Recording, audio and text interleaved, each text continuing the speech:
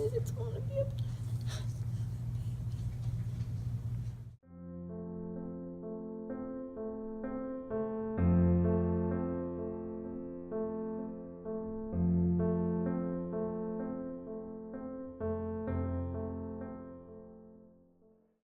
Hey you guys, it's Channon Rose. And Travis. And today we are finally making a video that a lot of you guys have asked for. To be honest, this is not a video we really get excited to make just because we've had a really rough year in 2017 with like our whole fertility journey, and a lot had happened and gone on that was just really kind of depressing and scary and sad. But we took a break, and a lot of you guys have asked for an update video on if we even still plan on transferring the one embryo that we have left. People want to know, do we still plan on having kids, or have we given up? Are we done? You know, lots of questions. And in this video, we're going to try to answer as many questions as we can.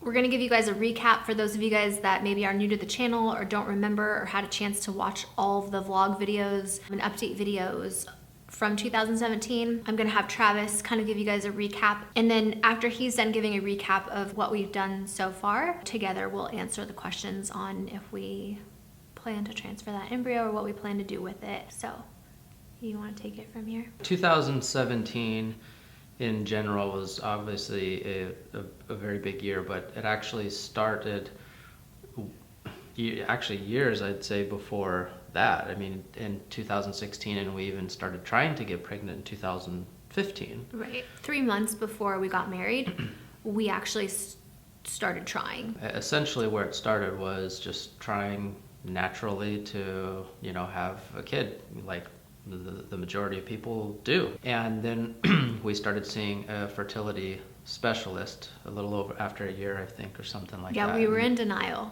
I think mainly Travis was in denial. I think that everybody, you know, initially hopes that, you know, I don't want to say you can have kids, you know, the easy way or anything, or get pregnant the easy way, but just the most natural way that you can. We were, you know, married, and I know we'd been together for a while, and we're just kind of was like the next step, and we were hoping that that would be it. We were trying and trying and trying naturally, and it just wasn't working, or nothing was happening. And I'm like, I think after like 6 months to a year, like if nothing is happening, like we need to see a doctor. So it took us a little while to get to that point, because we're like, oh, we're fine, it's gonna happen, it's gonna happen. You never think that's gonna happen to me. Like I'm gonna be one of the people that can't get pregnant on my own, you know? And that's like a really tough thing to like come to terms with, that something that you are like naturally meant to do, you can't. And so I think that that was like really hard for both of us to make that first step of like going to a fertility doctor. When you're younger, and I just say when you're younger,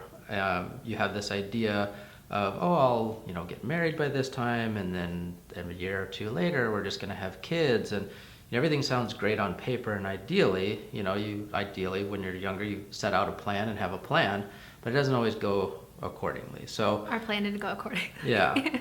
So now, you know, at the end of 2017, I'm 40 years old, Shannon's 32 years old. So back when we first started, you know, we had to make the decision of how long do we want to wait, you know, until we go see a fertility specialist as we're getting older, because, you know, chances of having a good, successful, healthy pregnancy go a little down, or it's harder to get pregnant as you get older.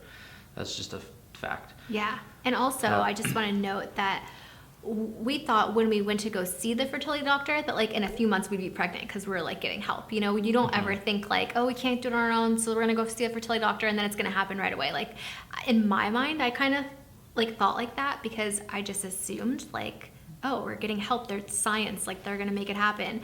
And you never think like, oh my gosh, that might not even work. You don't think that. At least we didn't. We were pretty optimistic, and so was our doctor when we first went in. Yeah, I think you're optimistic at each point of life or whatever. You know, when you first start to have kids, you're optimistic. You're gonna be able to have kids on your own, at least the first few months, or maybe 6 months, or a year and a half into trying, you'll be like, oh, we'll do that. And then once that hits and sets in and says this is not happening, then you have expectations for the next thing of maybe the most mild form of like fertility treatments or something, you know, and then that wasn't really working out. So we started with doing, was it eye, right? Well, I think we had a surgery first though, because I was having a lot of pain. Right? Correct. That's right. That's right. Sorry, we've had. It's been This a lot. has been such a long process, and I know like our vlogs and past videos is definitely in more detail and stuff, and we're trying to recap it. Everything in one video, so it's kind of hard to remember everything. Yeah. But so yes. That's correct. We did have a surgery, which we had hoped would kind of correct a problem that we thought we maybe had, or an issue. Right. So I had like really bad endometriosis. So they cleaned that out in the surgery. Scar tissue right. and Yeah. stuff. And endometriosis, for those of you guys that don't know, it's tissue that grows on the outside of your uterus, and it can cause infertility. I didn't even know that I had that. I just knew like I always had this pain since I can remember. Also, just a quick note, I could do a whole video on this, but I've had my endometriosis surgically removed twice now, and I feel like it's gotten worse. Like way worse, and my pain has gotten worse. That's just like a side note. So basically, I had a surgery. We thought that that would help with infertility. We ended up doing a few IUIs, which is intrauterine insemination, meaning like they take Travis's sperm and then they shoot it up inside of me like at the perfect time to help the sperm get all the way up to where the egg is supposed to meet so that we can get pregnant. We tried that a bunch of times, didn't work. And then we ended up talking with our doctor, and he said that he thought it would be best at this point, because IUIs weren't working, to do IVF, which for one, it's way more expensive and it's a lot more involved. You're on hormones, you're injecting yourself with tons of needles and shots. We have Gonal F, Minipure, Centrotide. I think this is like Lipopure. Bunch of syringes, Novarel, more syringes and more syringes. And then you have to have a surgery, and they take out your eggs. They put the egg and the sperm together, and it makes an embryo, which is the first stages of a baby. We did that, and like I said, our doctor was really optimistic, was like, you're young, your eggs look great. Did the surgery, and I think that some of this is either on the vlog channel or on this channel, I'm not sure. I think on the vlog channel a lot of this, but it just didn't go well, guys. Like we've just had like not the best of luck with everything. We didn't get as many eggs as we thought we would out of for the surgery, and then all of them died except for one. As of now, we just have sort of one embryo. Yeah. So we were left with one embryo, which was not what we were expecting at all. It was really devastating. We had expected a lot, and I'd have to go back to remember exactly, but we retrieved something like 12 eggs, and then there were like 6 or 7 that were not even like usable. So we had like half of them that were usable to be able to try to develop, and then out of the 6 or whatever that we had, like it's kind of like a, I don't know, not an incubation period, but whatever, they kind of start to develop and everything, and then at the very end, we were left with 1. So which was really shocking. So basically, like, it's just one chance, one shot, one thing for a lot of preparation, a lot of money, a lot of injections, and all the hormones and all these things. A lot of tears and blood, and just like me going crazy from the hormones. Anybody that's done IVF, you know what it's like. It's crazy. So then what happened, which really shocked us, was when I went in, because they have you go in and do all these ultrasounds. When I went in, they checked me and they're like, you know what, your lining is not looking good enough to transfer this embryo, so we're not gonna transfer the embryo. But I had done all these shots and injections to get my body ready for this. Preparation, yeah. Yeah, and for one, it's expensive to do all that. And two, like, you go crazy mentally. Like, for me, I was like going crazy mentally with all these hormones. They like make you crazy. And then to like emotionally and physically prepare yourself for so many months for this embryo transfer, and then for them to tell you like, sorry, we can't do it, was like also devastating. Mom, they're canceling my transfer. So because we had done all those injections, the doctor was like, well, we don't want to waste like, all your body. Yeah. So we're going to do an IUI. And I was just like, okay, that made it a little bit better. But at the same time, we kind of knew that that wasn't going to work, because if it would have probably already worked and we wouldn't have done the IVF. So we do this IUI.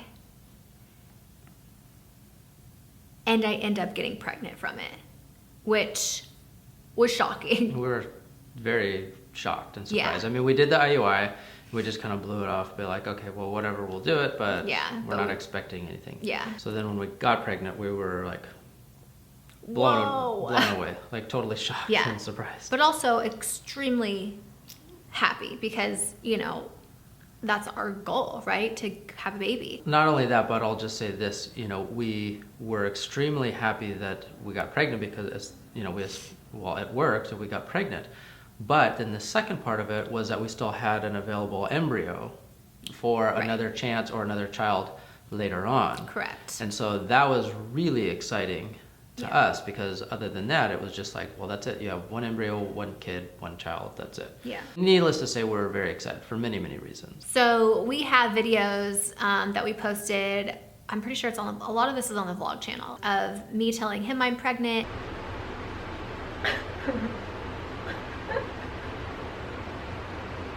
Did you look at this?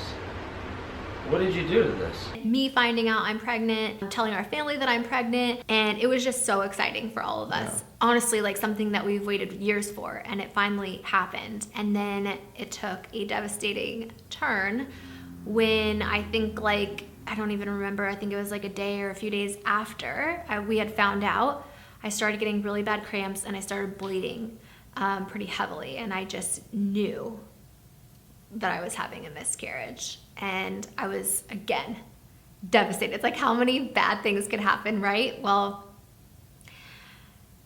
so that happened, talked to the doctor. A lot of things had happened after, once that like hit, it just kept getting worse and worse and worse after that. Like, you think like, oh, you've had a miscarriage, that's the worst thing that could happen. Nope. Not in our case.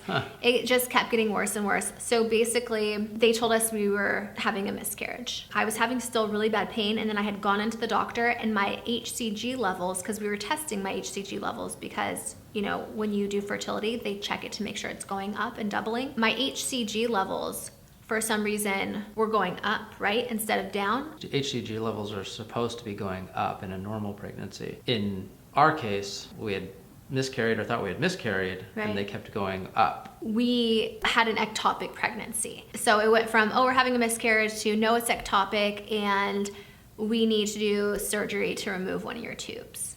Like an emergency surgery to remove one of your tubes. And then I found out that I couldn't have my doctor, who's been doing all of this with me, remove it, because we were paying him privately and our insurance wouldn't cover him. Even if we wanted to pay him privately, we couldn't have him do our surgery. So I had to have a different doctor to do the surgery. It was a terrible experience. Oh, yeah, medical insurance thing. This is just a Yeah, it was a nightmare. joke. Honestly, thought I was gonna die during my anesthesia. I think I have a whole story time on that. It was awful. Something's not right. I could not wake up from my anesthesia. I was awake in my mind. I couldn't open my eyes. I had a hard time waking up from anesthesia. Like, I literally thought I was dying. And not only did they not just take one tube, they ended up having to take both my tubes. So now I'm completely sterile. Even though I was having trouble getting pregnant on my own, I was able to get pregnant through an IUI, but now I will never be able to get pregnant through an IUI or naturally, because both of my tubes are now removed. So that happened because of all of this. For those of you guys that don't know, most people have to pay out of pocket for any fertility treatment. So if you can't get pregnant, like, you have to pay out of pocket for that. It's very expensive. I was in and out of the emergency room. I was having tons of pain after the surgery, and they're like, oh, it's normal. Not like she had surgery and then it was like, oh, like, I still have some pains from surgery. No, it was like weeks later. Yeah. I was having like really bad pain. Something was not right. I knew in my body there was something not right. And I kept going to the emergency room, like literally peeing blood and being like in severe pain. And they're like, oh, it's fine, you're fine. And I'm like, you know, when there's something not right with your body. The doctors kept saying like, oh no, you're fine. And I wasn't. But I just believe the doctors because, you know, you want to believe that you're okay. And then I fly all the way to the East Coast to sign books for my subscription box. And I wake up in the middle of the night vomiting because I'm in so much pain. End up in the emergency room in Philadelphia. And they're like, we have to go into emergency surgery. You have internal bleeding. Like, we need to handle this right away. Oh, and your HCG levels are like way higher. So meaning I'm still pregnant this whole time. After we thought we had a miscarriage. And after we thought that they took the tubes out to take the ectopic pregnancy out. I mean, it was So- just a nightmare. And for those of you guys that don't know, like an ectopic pregnancy normally is in your fallopian tubes, right? Or your ovary. I had already had my fallopian tubes taken out. Now I'm thinking the ectopic pregnancy is growing in my ovary and now I'm gonna lose an ovary. Like I've already had the 2 tubes taken out and now I'm about to go into emergency surgery and they're having me sign a waiver saying, we might have to take out one of your ovaries. Can you sign this waiver? And Travis is like, are you sure this is necessary? Like to take her into emergency surgery? And they're like, yeah. And there was like literally A team of like 13 doctors. OBGYNs and doctors, and yeah, like It was emergency surgery, like bad internal bleeding. Yeah, I it mean, was- yeah. It was really scary. Like I didn't know if I was gonna make it. Like it was just really, really, to really the point, scary. yeah, that they wouldn't have let us leave the hospital. Yeah. Even if we had wanted to for some reason, they're like, no, like we wouldn't allow you to leave the hospital. Right. It's that bad. Basically, I go into the surgery. Thankfully, they didn't need to take my ovary, but they found the pregnancy in my stomach. So your pregnancy is supposed to be like in your uterus, you know, down here. My pregnancy was like up here, and then they think that there was another one behind my uterus. So they thought that there were twins, and there was one in my stomach up here and one behind my uterus. They ended up taking it out. I had to stay in the hospital. They had to keep checking my levels to make sure that these pregnancies weren't growing. Whether you guys know or don't know or something, this is like an extremely, extremely rare, uncommon condition. It's not like, oh yeah, well that happens and stuff. No, every doctor that we talk to and stuff, they're like, wow, like people go their whole careers and never see this and don't see this, and this is something that like we'll probably write about. It was just a whole different level of stuff, and that's why nobody could really find it for a while. And then once they finally, did the surgery, they had like a team of doctors, because they had, sat down basically at a table. They said like several doctors to discuss what's going on, what they should be doing. Because they don't, like Travis was saying, they don't normally see something like this. This is something new. They're like, well, what the hell are we supposed to do? We didn't know that until afterwards. What was happening was when I was in the hospital, they did remove, most of the tissue, the pregnancy tissue. It wasn't viable pregnancy. So I just want to tell people that before they start to freak out. Can't save it, or it's not like a real. It was like an alien, like aliens growing inside me. What happens is for like people that have cancer, they give them chemotherapy drugs because it kills rapidly growing cells in their body. And that's kind of what happens when you are pregnant. You have rapidly growing cells in your body. And so because these could have killed me and they weren't viable, they had to give me the methotrexate shot to kill the cells, because even though I had had the surgery, the numbers weren't going down like they wanted to see. So it might have still been growing inside of me. So they had to give me this shot. It makes you really sick. It was just not a fun time. You know what I mean? But we got through it. It was just recovery mode from that. And after that, I was pretty traumatized. I think Travis was like, we need to take a break from all of this, you know?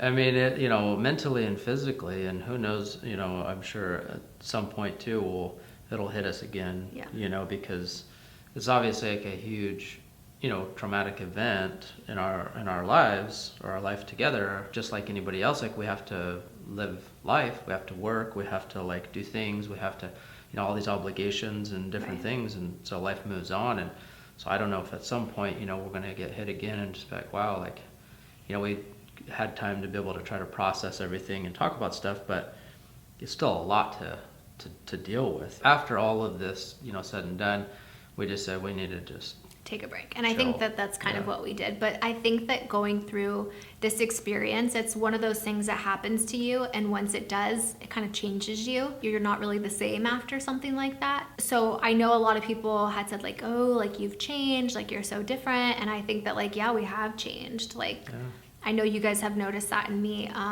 For a moment there, I was really like not happy and just like bitter and like kind of angry, like why is this happening to me? You see like all these horrible things, like people killing their kids or like abusing them, and like just people that like don't even want kids having them. And then there's people like us that literally would give the world to have kids, and we're not able to. And a lot of people are like, oh, why don't you adopt, and all these different things. And that's a whole nother video that we could do on that. But I think at this point we kind of just wanted to like share our fertility journey with you and let you know like what our next steps are and what we plan to do now. And I think that it's been about 7 months now since all of that happened. And I think that we've had enough time to kind of process everything, grieve, and, you know, decide what we want to do next, and also give my body a little break. Basically, now we're left with the one embryo, which we've had, and it's been, you know, stored away and